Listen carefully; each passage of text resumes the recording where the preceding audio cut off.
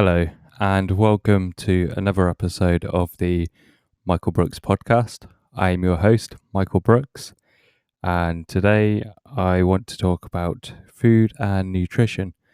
But before we do, I just want to say if you're listening on Spotify, because the episodes are coming up on there now, just want to give you a nice warm hello. And my podcast should also be moving over to iTunes and other places. So keep an eye out on that. But the main place to listen to my podcast right now is either Anchor or Spotify. So yeah, um, thank you for listening. And we're going to talk about nutrition now. Okay, so before lockdown, me and my wife, we kind of just cooked food. We'd create a menu on Sunday of all the different foods we wanted throughout the week. And then we would go out, buy all the ingredients for each recipe that we wanted for each day. And then we'd come back and cook it in the evening after work for that evening. And then we'd cook enough so we could then use leftovers for lunch the next day. And this was going quite well until lockdown kind of hit, and we kept kind of going into slumps and wondering like what to cook, what should we do, and shopping kind of got later and later, and we got into a slump. We didn't know what to do. We didn't know what to cook. Some days we'd get annoyed with each other because it's like, oh, I thought you knew what we were doing. No, I thought you knew. So we've decided for lunches, we're now going to use Huel, which is a plant-based nutrition powder, and it's supposed to be fully nutritional. So it contains every nutrient that you could possibly need from a meal. So it's supposed to be a meal replacement, and it can replace either your breakfast, lunch, or dinner. Or if you're really brave, you can try and replace all three of them with Huel. But for now, we're just replacing our lunches with Huel because it makes things a little bit easier for us. We're also using Gusto, which is a food delivery service. So each week we can select what food we want and then what day we would like the food to turn up. That food will then turn up in a lovely big box.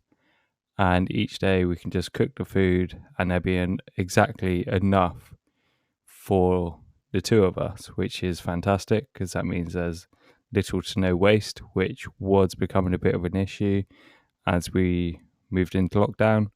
So it's been really helpful actually. Gusto's really good, and at the minute they're offering discounts. So if you want to jump on that now while the discount's still over there, go check them out. It's definitely worth it. The meals are just absolutely delicious. You have your normal everyday meals, you have vegetarian meals, and even vegan meals. And my wife and I, we are trying to live a more vegan lifestyle for the economical reasons. Our climate is drastically changing for the worse, and we need to find ways to try and change it for the better. And one of those ways has been to go vegan. You don't even have to go fully vegan. It's just a case of reducing your meat intake because farming increases carbon dioxide in the air because you've got all the cows, chickens, pigs, and you've also got all the vehicles and the machinery that's causing carbon dioxide in the air. And to create the farmland, you need to be cutting down trees, and less trees means less oxygen. So if we can get more plants on farms and have more trees on farmland, that generally means we're going to have more oxygen in the air, which is a big win for us. And if we can, make it more sustainable, that's only a positive in my eyes. And I honestly can't understand why people wouldn't be choosing a more plant-based lifestyle, even if you cut down your meat intake to just once a week. You don't have to go fully vegan. It can just be tiny changes to make a positive impact on the world, and hopefully give us a better future, and give our kids, grandkids a better future as well. Because a lot of people have, well, especially the older generations, they're like, oh, we should, it's fine, we don't have to deal with it. Our kids and grandkids can deal with the issues. But it's like, well, hold on a minute. Like, why would we want them to suffer for our wrongdoings? We should be taking care, looking after the planet for our kids and grandkids, because otherwise they may, dislike us forever, or even hate us forever, because we've ruined the planet for them and they've got no future because of it.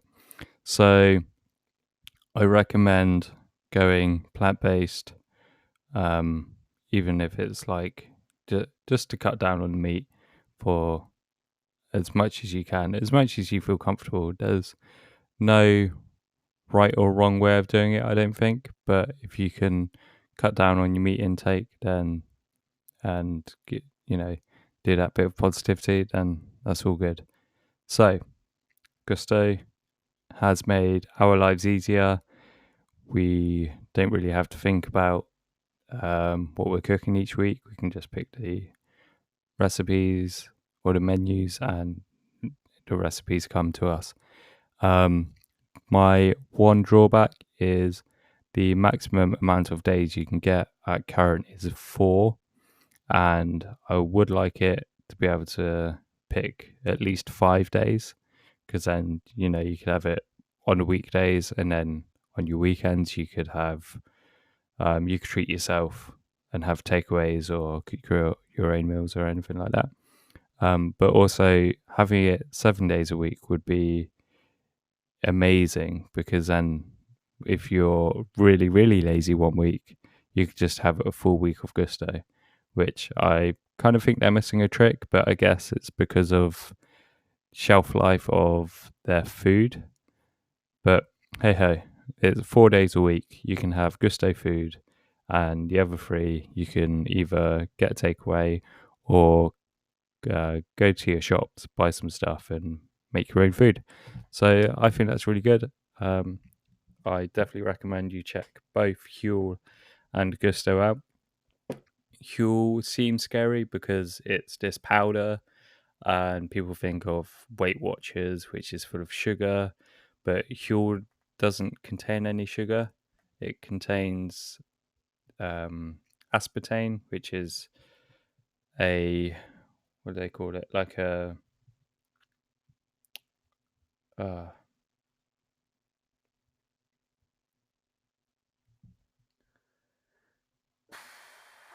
right, I've forgotten what it's called, but you know what I mean. It's not sugar. It's a sweetener. That's the one. It's in my head now. Okay, yeah, it's a sweetener. So, but they do have an unflavored, unsweetened version if you don't want any sweeteners. I personally enjoy the vanilla flavor. Both my wife and I aren't very keen on the chocolate flavor, so we're going to replace that one with their new caramel coffee flavored, I think it's called. So we're going to give that a go with the vanilla for our next round and see how we get on with that one. And then maybe I might try the unflavored, unsweetened version, which might actually be really nice, because the thing with sweeteners is you get that horrible aftertaste, and well, some people don't. Some people actually really enjoy it, and I can't understand that. But my wife and I, we both get this weird aftertaste, so we're not too keen on the chocolate one for that reason. Although the vanilla one contains sweetener, but I don't think it's as strong, so you don't get as much of a horrible aftertaste. So the vanilla is definitely a lot better. I'll give you a review of the other flavors as I get them. if you want to know more about them. So yeah, that's pretty much it for this one. Definitely check out Huel and Gusto if you can. There are other alternatives like HelloFresh, which HelloFresh, I mean, it looks good, but you can't see the recipes before buying anything. So it's kind of like a lottery. Whereas with Gusto, you can see the recipes before you make your mind up, and then you can, if you want to go further, you can pay for them. But with HelloFresh, it's like, oh, you have to put your card details in now with all your other details before you can look it up, and it's not the best way to do it. So if they can switch that around, then we might give HelloFresh a go. Otherwise, we'll keep using Gusto. Gusto is great. Okay. Yeah, that's it. Look after yourselves. Keep yourselves fit and healthy, and eat nutritional foods. Don't eat junk food, and don't get lazy. I will speak to you guys tomorrow. All right. Cheers. Bye.